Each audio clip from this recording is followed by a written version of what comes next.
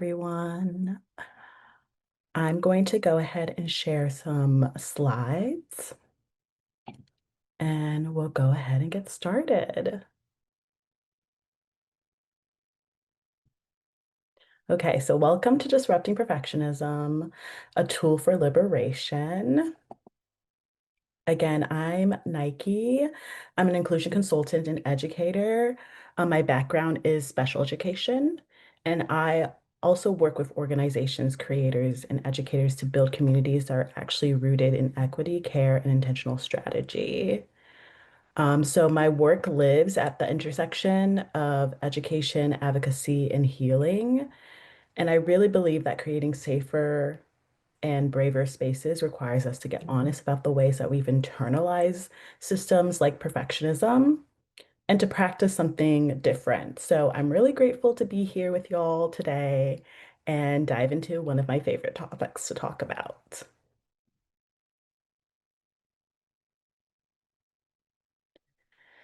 So I first want to ground into why perfectionism and why talk about it, because perfectionism is often framed as a personal traits or personality traits, but it's actually shaped by culture and reinforced by systems. So, in this session, we'll explore how perfectionism impacts workplace culture and how it can also stifle equity efforts and limit collaboration. And then with that, we'll start to dive in on how we can begin to shift it individually and collectively.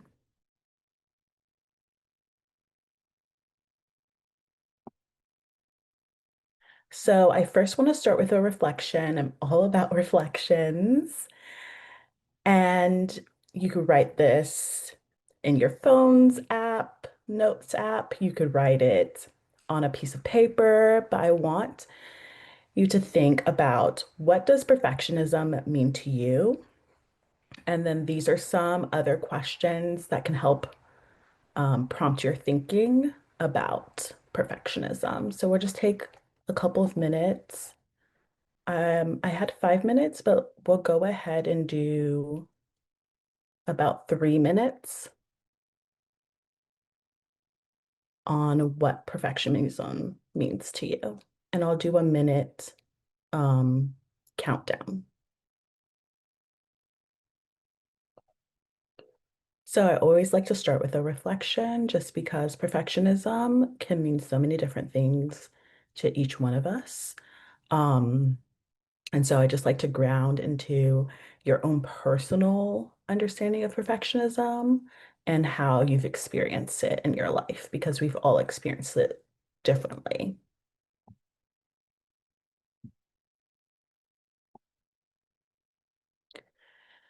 So the thing about perfectionism is that it is rewarded.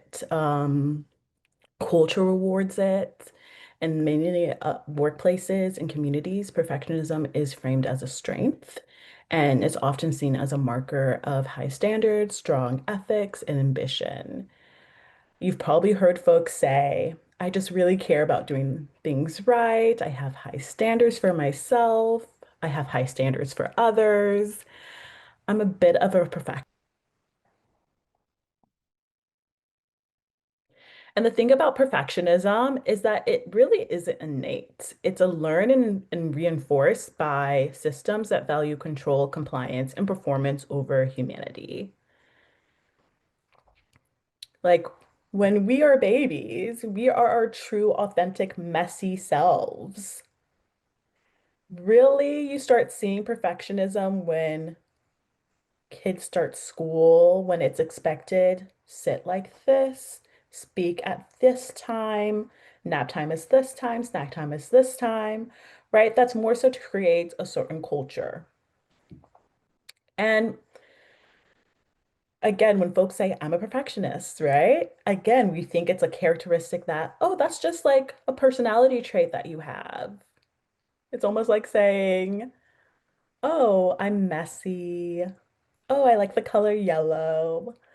But it's again more insidious than that because it's rooted in white supremacy culture, capitalism. It's rooted in anti-Blackness and colonialism, and it's rooted in the legacy of slavery and exploitation. right? Like during enslavement, Black people were punished for perceived mistakes or imperfections. And then that's deeply rooted in how Black professionals and community members are often scrutinized more heavily, even today.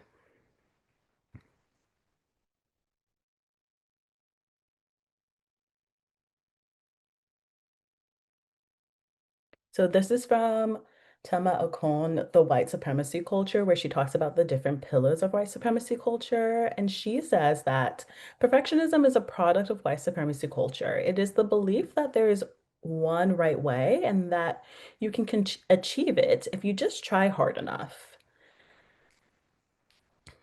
And how many times have we heard that, right? If you just try hard enough, you'll be able to do it.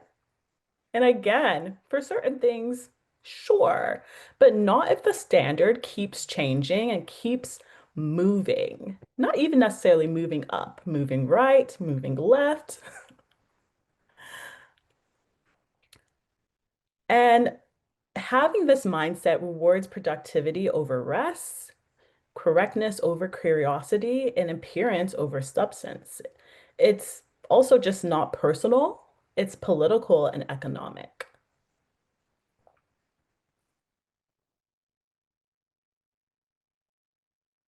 It's also rooted in being a survival strategy for a lot of folks as well.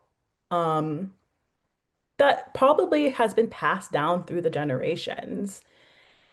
And all the systems that are still in place benefit from our internalized perfectionism that has been passed down, especially out of fear.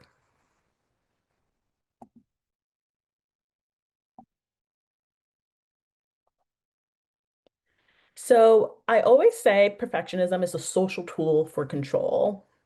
And sometimes people hear that, they're like, whoa, that sounds excessive. But I truly believe that it is a social tool and it promotes control because it can be used to police behavior, to gatekeep access, and to justify punishment and inclusion. And the thing that is really harmful about perfectionism, especially when you're working with others, is that it silences feedback and it prevents change.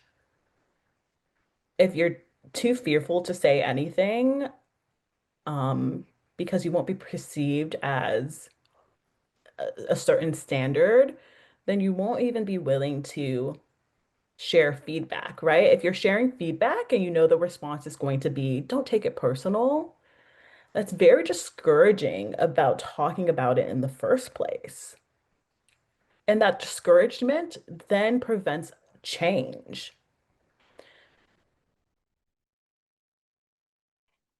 So that was really good. And we have another question from Sydney. And it says, what are some ways we can dismantle our own internalized perfectionism? That's a great question.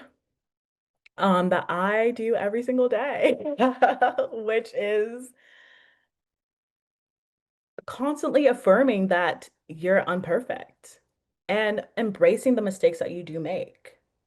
I am constantly in my own head, especially my first journey with perfectionists, when I was acknowledging the perfectionist um, voice in my head, it would come out and I had to intentionally address it in my head of like, no, it's actually okay that I made that mistake. Actually, I made a mistake yesterday that I thought was going to be the end of it. I remember I saw that I made the mistake. I talked with my client. I had to take a walk. I felt nervous. My heart was beating fast. And then I just had to go through this process. It was like, okay, you made this mistake. At least you addressed it. At least now we know what's going on so we can fix it. And it's actually not the end of the world. You're okay. Your client was really understanding about it. And now you know. Now you can use this moment and inform other moments. So I think it's a really personal journey. That's why in the beginning of this workshop, I said that there's some healing around it too. Um, it's a healing journey of understanding that fear might show up at times, but you can address it using affirmative language for yourself. And then as we practice that, inevitably we start to extend that to other people. And to kind of continue on in that same realm, Jessica asks, how do you move away from perfectionism when it is the societal norm and you still need to survive in the system? How do you approach balancing getting by with making change? That's a good question. I'm gonna give like the more, I think, realistic answer, which is prioritizing what you know is the standard. In terms of I'm thinking in terms of the workplace, right? If I know that, this is the standard that has to be 100%, um, then I'm going to make sure to prioritize that and not prioritize the little task, right? But in terms of like holistically, right? If we're thinking collectively, if we're thinking about liberation for all outside of the workplace, it is a standard that society expects of us, but it's almost an illusion, right? Because we see perfection around us every single day. So it's kind of not buying into that it is a standard. It is a standard, right? We acknowledge that folks are going to promote perfectionism, but things are imperfect every single day, from like the fruits in our yards, from flowers to even ourselves. Like, I don't know if y'all noticed, but I have a speech impediment. It's actually wild to my 8-year-old self that I'm speaking in front of a group of people because I have a speech impediment. So I don't speak perfectly all the time. Very often I mispronounce words. That's something that I'm going to live with every day of my life. I went to speech therapy. I do all the things to address it. I got braces, but it's something that I'm going to show up with every single day of my life. It's imperfect. Accepting society's standards of how you should speak and show up would mean that I wouldn't be doing this right now. So it's realizing that we are showing up imperfectly. And the more that we embrace our authentic selves and we're willing to do that, is how we'll be able to address it. And you can start little by little as well. Like this isn't my first speaking engagement, right? So it's something that you can build up to. I also think with, liberation work, it is making it sustainable. So doing it little by little. Well, thank you for sharing that. That was a great that you've shared something so personal. Another question we have is they don't understand performing what performing safety is. Are we referring to being safe at work? So when I say performing safety, it's when so, so performance as a whole, right? Is when you're not necessarily expressing our authentic feelings, thoughts, and emotions.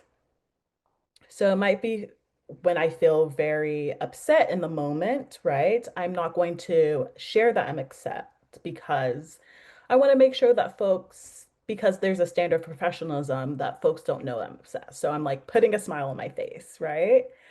But because I'm performing, even though I'm upset, I'm showing that I'm not upset. There's no room to address the initial thing that makes me upset. I know that was kind of all over the place, but say like someone says a microaggression to me at work. My initial reaction might feel, I'm really upset by this, but I'm going to perform and act like I'm not upset and everything's okay. But because I'm performing that, there's no chance for me to address the microaggression. And then the microaggression probably will either escalate or continue. So almost like that.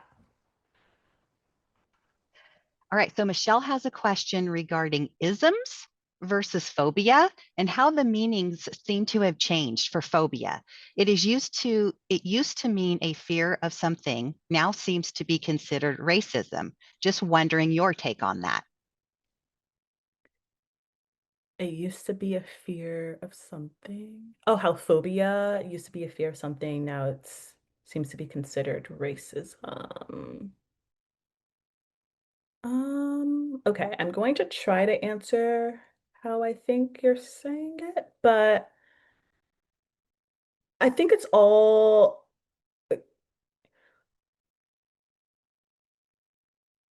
with every ism, I think there might be a connected phobia, right? I'm trying to trying to think in my brain. Um, then if you're saying like the difference between something being like a phobia versus an ism like racism, sexism, actually, could Michelle maybe clarify? I don't want to answer. Maybe I'm misinterpreting the question. Well, and Michelle, what you can do, if you can clarify in the Q&A, and then maybe Nike, maybe you could take it back. We have lots of other questions and we can't answer Yeah. all of them. So this might be one that you can kind of, research, reflect on and get back to them. That would be Hmm. wonderful. And so we're almost to the end. So I'm going to ask you one more question. And then, like we said, we'll give all these questions to Nike so she can give you answers back writtenly. Hmm. Okay, I'm just going to go to the very bottom. How do you balance performance safety with being authentic as a means to promoting change in the normal perfectionism system? How do you perform a balance performing safety? Well, I would say I would encourage y'all not to perform safety. I know that's harder said than done, but when you're putting on a performance, it's hard to be authentic. So, especially for me, I would say that I wouldn't be able to do both. But I know everybody's different. So it might be that certain things you're like, I'm okay with performing in this aspect, and these are the things I'm not okay with performing, um, or performing around. But I had internalized perfectionism so much, especially within education space. And I work in special education. So there's also like legalities, right, involved.